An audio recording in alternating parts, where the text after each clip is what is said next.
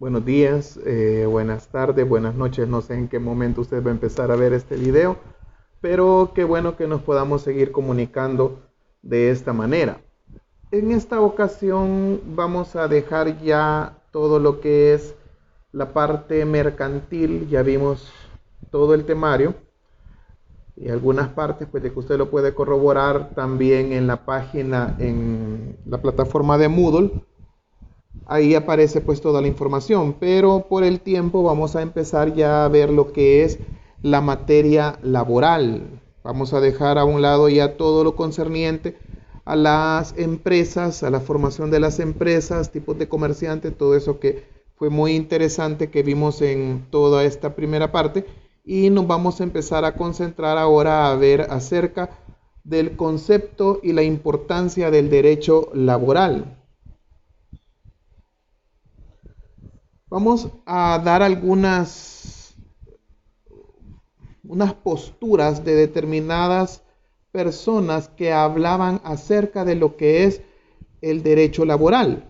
Por ejemplo, el profesor Héctor Escrivá Mandiola define al derecho de trabajo de la siguiente manera: es el conjunto de doctrinas o teorías, normas e instituciones cuyo fin es la reivindicación y protección de los intereses y derechos del trabajador y de las clases económicas débiles. Ese es el concepto que dice el profesor Escrivá.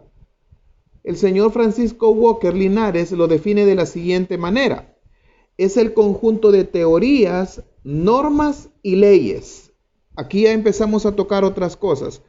Anteriormente hablaba de doctrinas y teorías, normas e instituciones.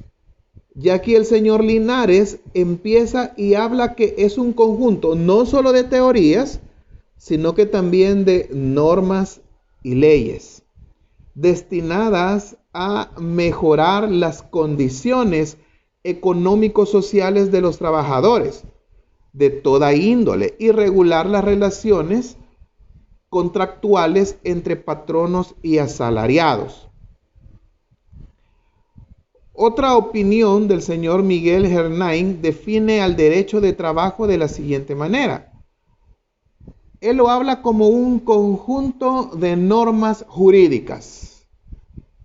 Ya no habla de teoría, ya no habla de normativas, habla directamente lo jurídico. Conjunto de normas jurídicas que regulan en la pluralidad de sus aspectos. Cuando se refiere a pluralidad de sus aspectos, quiere decir que no es únicamente solo la legislación, sino que abarca todo un contenido, no solo de los trabajadores, sino que también de los patronos. La relación de trabajo, su preparación, su desarrollo, las consecuencias e instituciones complementarias de los elementos personales que en ella intervienen. O sea, de que ya esta definición de derecho de trabajo es un poco más certera. Hemos visto cómo se viene evolucionando cada una de esas definiciones. Ahora, la mayor parte de autores coinciden en estimar el derecho de trabajo como un conjunto de teorías, doctrinas, normas, pero que están destinadas a proteger económicamente al débil y regular las relaciones contractuales entre patronos y trabajadores. Mire, yo no soy del punto de vista de que el código de trabajo o la materia laboral va directamente a proteger al débil. Es cierto que siempre hay clases más vulnerables o, digamos, más propensas, pero en materia de derecho o en materia legal, lo que impera o lo que realmente es lo real es lo legal. La ley en teoría es justa y la ley va y se aplica a todas clases de personas. Así como hay empleadores malos, hay empleadores muy buenos. Y así como hay trabajadores malos, también hay trabajadores muy buenos. Entonces, no se puede generalizar de decir que una normativa va directamente a proteger al más débil, porque sí, el débil es el trabajador. Pero la normativa debe de ser pareja, la ley debe de ser equitativa y debe de ser igual para todos. Hay una parte que nosotros la vemos en derecho que es la famosa erga omnes, que significa igualdad y justicia para todos. Y eso también en materia laboral, que es bien delicado, también lo debemos de ver. Porque así como los trabajadores son buenos, hay malos. Entonces también hay deberes, pero también hay obligaciones para los trabajadores. Ahora, existen principios generales del derecho, específicamente a hablar parte del derecho laboral. Cuando nosotros hablamos del derecho laboral, es ineludible que vamos a estar hablando también sobre el derecho general, pues el derecho laboral es una rama del derecho. ¿Se recuerda cuando hablábamos al principio de ciclo? El derecho es un conjunto de normas impero-atributivas que rigen la convivencia de la sociedad. Con eso empezamos el ciclo. Y que el derecho se divide en público y privado. Entonces, hablar de derecho laboral es también hablar acerca de derecho. Entonces, vamos a ver algunos principios generales, todavía no del derecho laboral, sino que principios generales del derecho, que son enunciados que expresan un juicio acerca de la conducta a seguir ante una situación u otras normas de ordenamiento jurídico. Los principios generales del derecho son: 1, el principio de igualdad jurídica. Esto quiere decir que todos, absolutamente todos, somos iguales ante la ley. Y eso lo establece el artículo 3 de nuestra Constitución. Todos, absolutamente somos todos iguales ante la ley. Lastimosamente, nosotros podemos decir, y hasta usted puede decir, Lick, pero usted sabe que eso es mentira. Sí, posiblemente. Pero al menos el espíritu del legislador, o sea, lo que él quería hacer cuando modificó o alteró o hizo la Constitución, era decir, todos somos iguales, nadie debe de ser más. Lastimosamente las leyes se transgiversan y algunos las toman para su beneficio. Pero el espíritu del legislador era ese, que todos somos iguales ante la ley. Segundo principio que regula la ignorancia de la ley. Esto quiere decir que ninguna persona puede alegar o puede decir que no conocía una ley. Y que cuando ésta ha sido publicada y han transcurrido esos 8 días de publicación, es una ley de la República. El artículo 8 y el 252 de la Constitución nos dice: nadie puede alegar ignorancia de ley. No es necesario que usted sea abogado, no es necesario que usted sea un jurista. Su obligación como ciudadano es conocer la ley. Entonces usted pudiera robar y decir: mire, yo no conocía el código. Yo no sabía que eso era prohibido. Obvio, no se puede. Usted no puede alegar ignorancia de ley. Ese es el segundo principio. Un tercer principio: nadie está obligado a hacer lo que la ley no manda, ni a privarse a lo que la ley no le prohíbe. Siempre cuando usted va a hacer algo que la ley no se lo prohíbe, usted tiene todo el derecho de hacerlo. Y usted tampoco está obligado a hacer algo que la legislación no lo manda a hacer. Hay un cuarto principio que es de aplicación territorial de la norma jurídica, que nos habla del espectro donde la ley surte efecto. También el principio de la derogación de la norma jurídica, que es cuando una ley deja de funcionar o se deroga una ley. Ahora, si ya vimos principios básicos del derecho, veamos principios ahora del derecho laboral, que es lo que vamos a estar estudiando en las próximas semanas. Estos son todos aquellos ideas fundamentales o líneas directrices propias de la rama del derecho.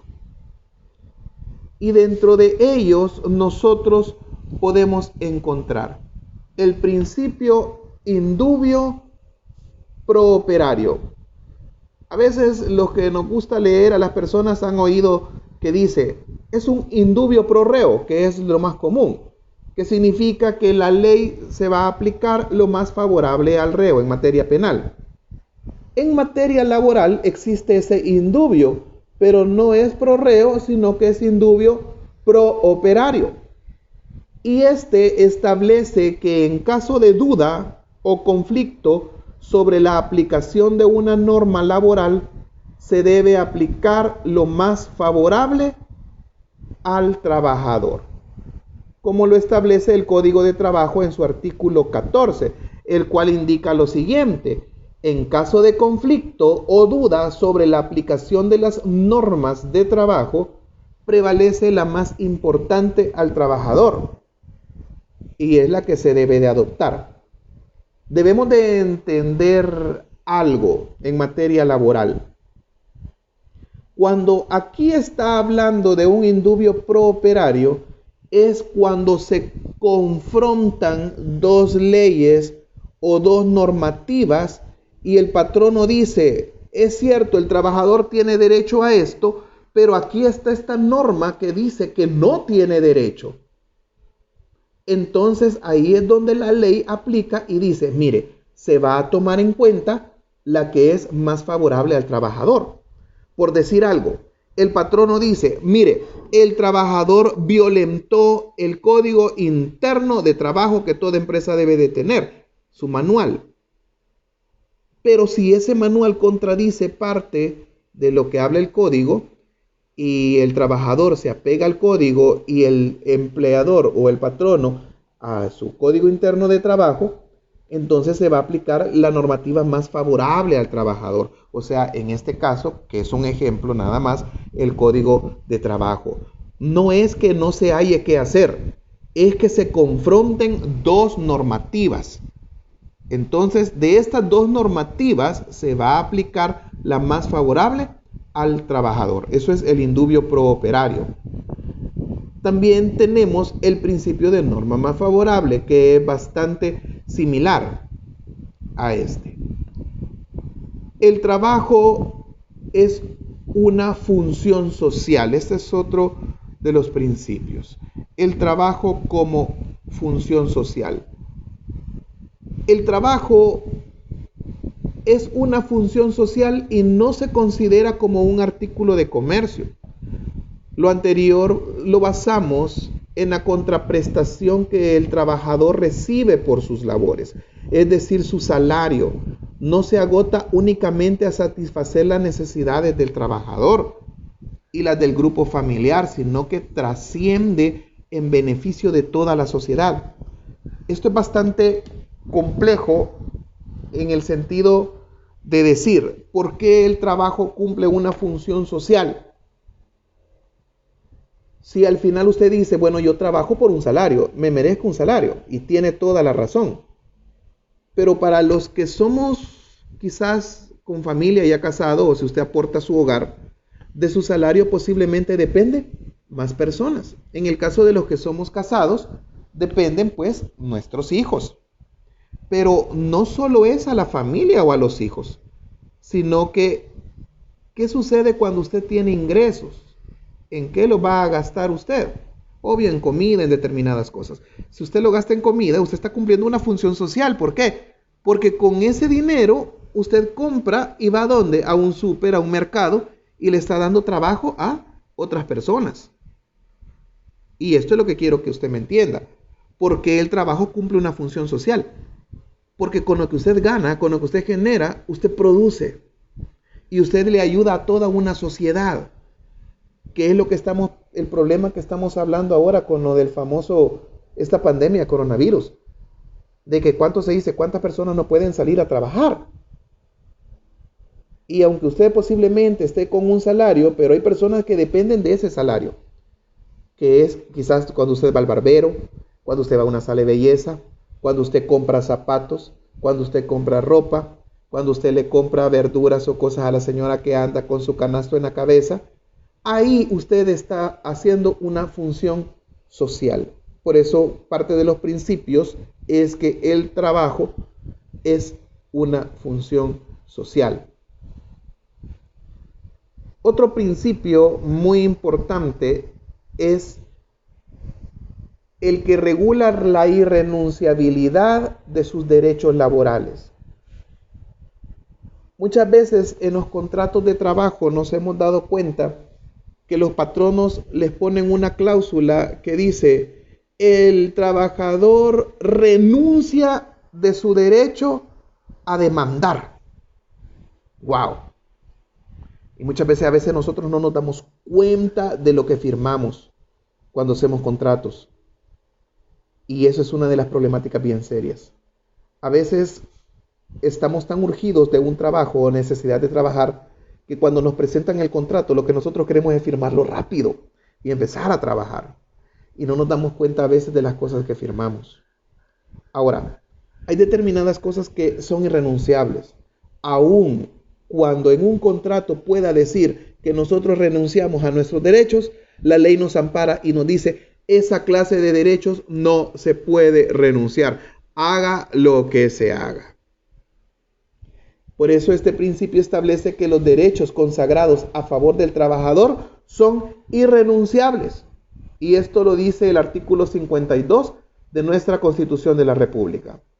Es decir, que si un trabajador en su contrato individual, en una de las cláusulas, establece que está de acuerdo con no recibir o que renuncia de sus prestaciones, como aguinaldo, como vacaciones, pagos de horas extra, indemnización, esta cláusula únicamente queda como letra, como algo escrito.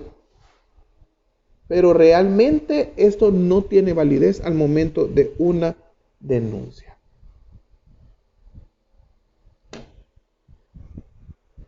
¿Cuáles son las características del derecho laboral?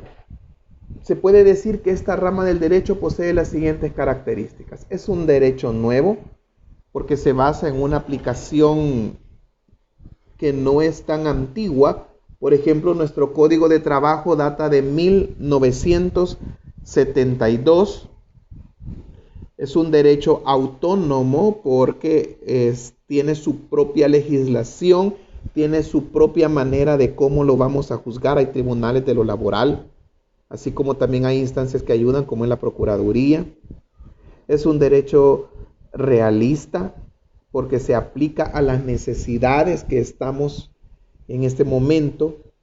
No es un derecho formalista debido a que es un derecho sencillo y claro, no posee mayores tecnicismos a la hora que vamos a entender qué es lo que está sucediendo.